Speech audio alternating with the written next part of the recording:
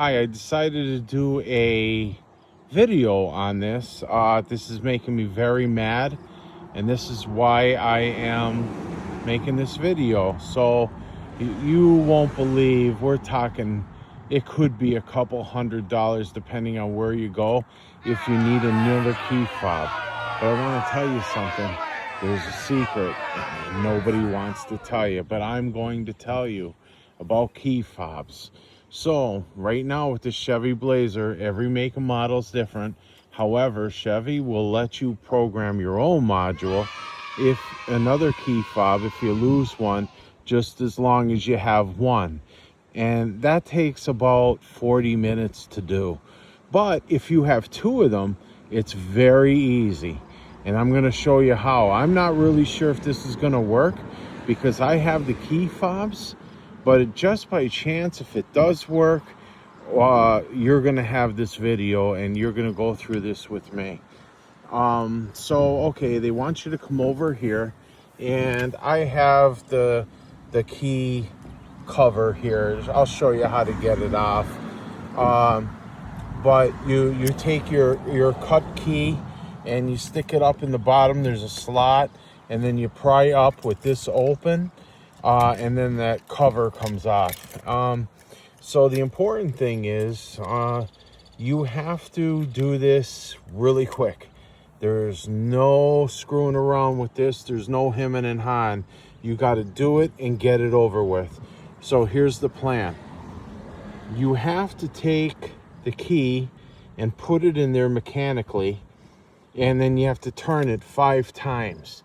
The 2 key fobs that should be in your pocket, that's so the car knows that you have 2 key fobs, and it's going to read. There's a device in there called the Tyrus, and it's a numerical code.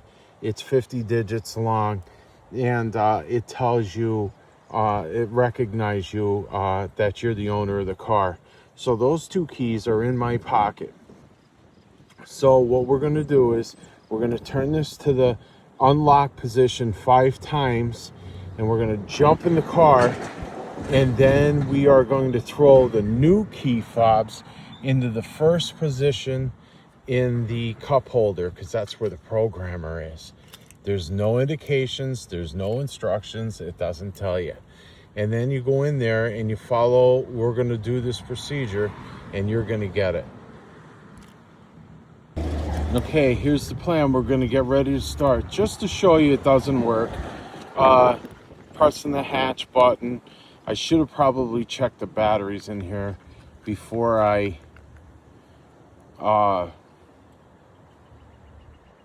started this procedure, and I didn't do that.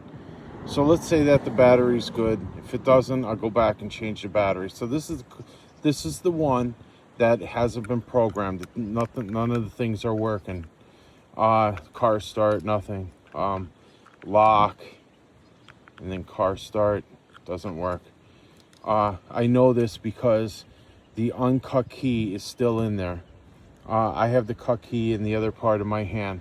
We're going to do this 5 times. I'm going to stick this in my fingers here so I can hold the camera. And you go in here. Okay, so that's in there. You gotta hurry up. You can't screw around. You have 10 seconds to do this. So we're gonna do this. 1, 2, 3, 4, 5, go.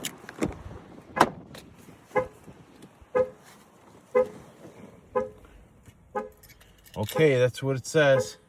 It's ready.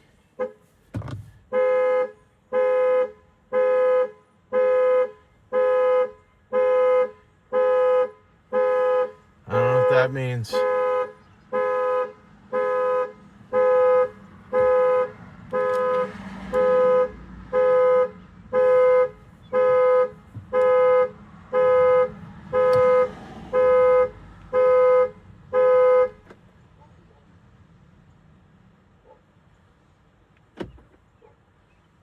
That's what it was. Okay, so I did that. I threw that in there real quick. I threw it. That's where the programmer is, not on this side. Here, just got some towels in there. It's the first one. So I threw this in here, and then it started beeping and doing all that things. And then while it was still sitting in there, I took my finger and I pressed unlock, and then I pressed the lock, and then it stopped. So this is that same key, right? Hear the locks? Everything's working. So let's see. Now I think it says you're supposed to hold this for 5 seconds, or 12. So you hold this in. 1, 2, 3, 4, 5, 6, 7, 8, 9, 10, 11, 12.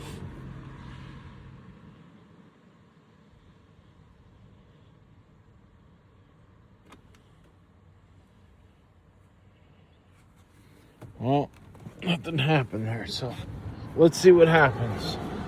I'm gonna come outside the vehicle. I'm gonna close it. I'm gonna press lock. It locked. Now this.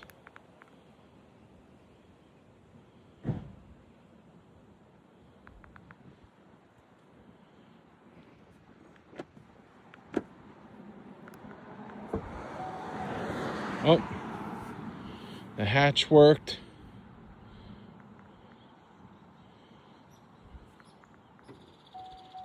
Okay. Remember, there's something. Just got this vehicle.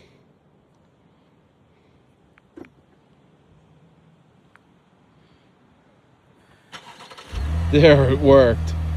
You got to see it.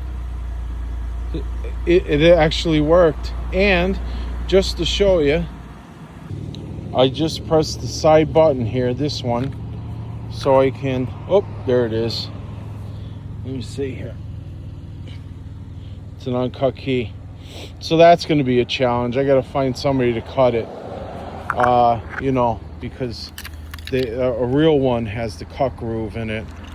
So I'm going to have to figure that out. But you saw it, and I'm going to do this again one more time.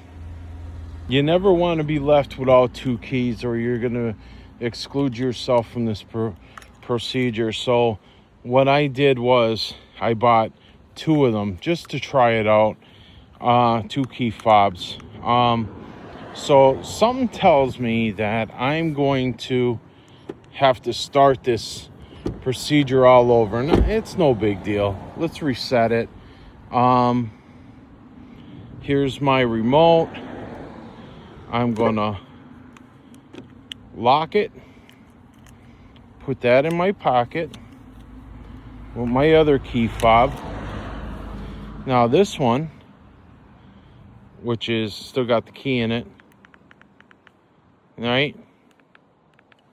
Nothing works. Here. Nothing works. Okay, so one more time. Do this quick. So we are going to put it in programming mode by doing this 1, 2, 3, 4, 5. I got some kind of beep there. There's my ready for remote 4. It's counting my remotes. I had put it in there. That must mean that it's programmed. When it beeps twice, I'm going to press lock and unlock. Take it out. Lock or unlock.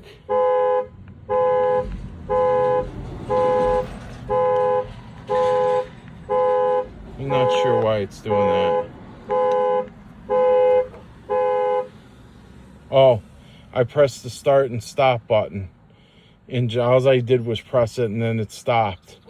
So then we got it. So you do the 5 times, throw it in here, it starts beep, beep, beep, alarm, and then I press lock, unlock, start engine stop, and then it's now silent.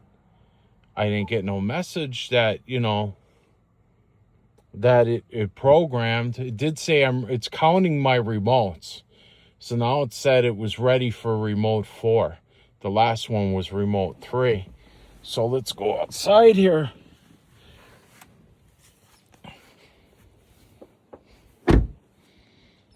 Let's press lock. Oh, there's our second security. 1, 2, 3, 4, 5. One in here. Programmed. So I think you're supposed to press that. Put this in there.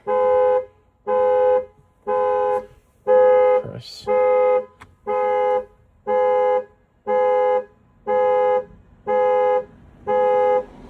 Pick this up.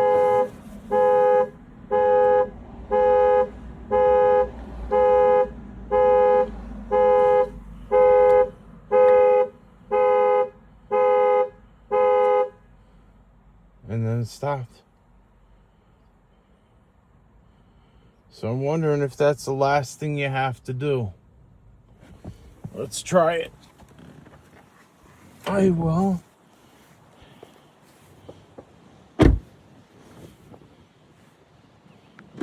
It'll work. The lock worked. Yep. Lock. Now you're supposed to hold this down. Oh my gosh, it worked. There it is. Now I have 4 key fobs. Wow, I hope you don't get ripped off. All these guys with these computers and all these interfaces and plugging them on under the dash.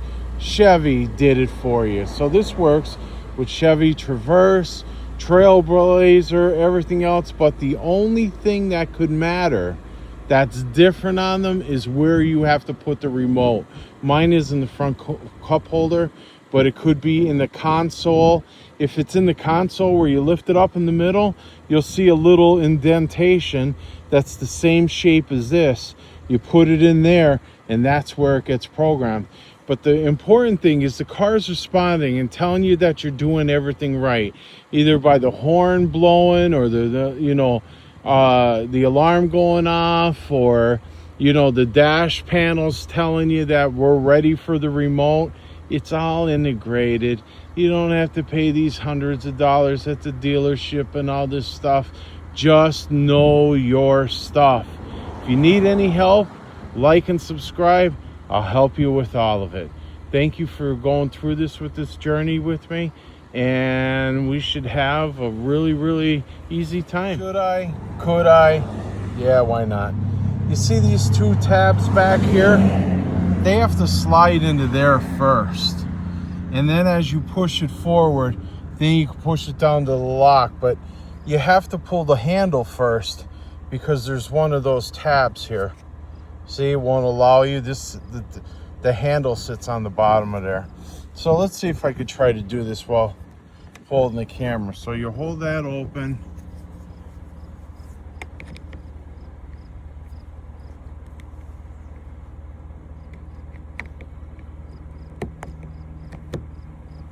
And that's all. I put the back in first. See, this is why you have to hold it, because see that tab I showed you? It's in there. No, that ain't gonna come. You just have to make sure that's loose. And the release, you have to look under here and use your key inside your key fob. You stick it in there, and then as you're sticking it in there, you just pull up, just gently wiggle it. Don't mark up your car doing it. I know it's a crappy system, but it works. Thanks for watching. Subscribe. The last test you need to do, I had thrown my key remotes, all 3 of them, over there in the grass, and I have one of the ones that I programmed. So just to make sure that the proximity sensors are working. Yep. I heard the unlock of the door and it's working. Okay, then you bought some good key fobs. If you'd like to buy any from me, I believe I could, oh, there it even knows I left the car. I can sell you them for $40 a piece with shipping and handling. Hi, my name is Jim, and I'm an electronics expert. And I just want to say that The video you just saw, the reason why I did it is because I'm always trying to help people. I've been studying electronics since I'm a young kid. I'm 57 now, and I'm retired. I am trying to help people and stop other people from ripping you off and me. So just a little bit of word about American car companies, the big three, GM, Ford, and Stellantis. Ford and GM allow you to program your own key fob, because you know why? Americans look out for Americans. And what we're doing is they'll give you a procedure to do your own. However, the location of where you put that key fob, it may differ. Sometimes you have to put it in the cup holder, like in my 23 Blazer. Sometimes you have to open up the middle console, open it up, lift up the rubber mat, and then it'll be in there. I think that's a Chevy Traverse that allows you to do that. And you'll see there'll be like a little cutout there for where you put the key. And the car's constantly communicating with you, telling you that, hey, we're in programming mode. And then the alarm says, hey, we're programming. And then you press the button again, and then you press the unlock button, and you say that you're ready to go. You need to unlock the remote. And then you press the button again to start stop. And then you're good to go. As you saw in my video, I did make a mistake once, but that's okay. Then you know how to get out of that mistake.